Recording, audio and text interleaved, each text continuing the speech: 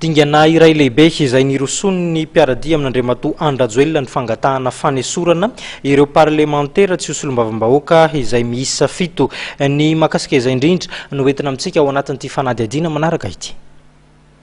Mbola andrasany rehetra ny fanapa-kevitra avy amin'ny fitsanana avy momba ny lalam-panorenana momba ny fangatahana fanesorana solombavam-bahoaka voafidy tamin'ny anaran'ny Mapara.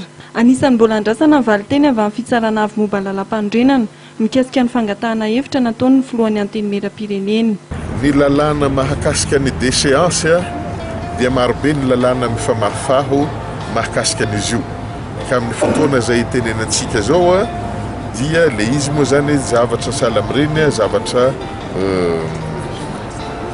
mavesatra be eo amin'ny aim-pirenena ary tsy azo anaovana foana dia nanontany hevitra any amin'ny fitsarana avy momba ny lalam-panorenana aloha voalohany mikasika ny fiforonan'ny vondrona parlementaire mifanaraka amin'ny lalam-panorenana sady tsy mifanaraka ary faharoa manaraka an'izany ihany koa momba n'le hoe inona ny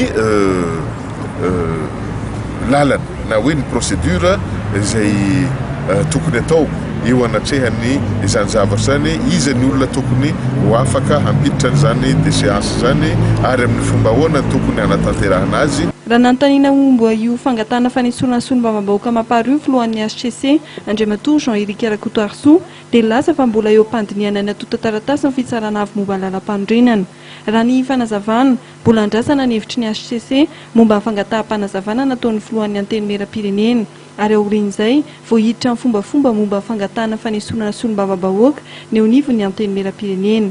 Ary aorian'izay voahisy ny didy avoakan'ny HCC momba ny fangatahana nampidirin'ny Mapara miaradia amin'ny Andry Rajoelina.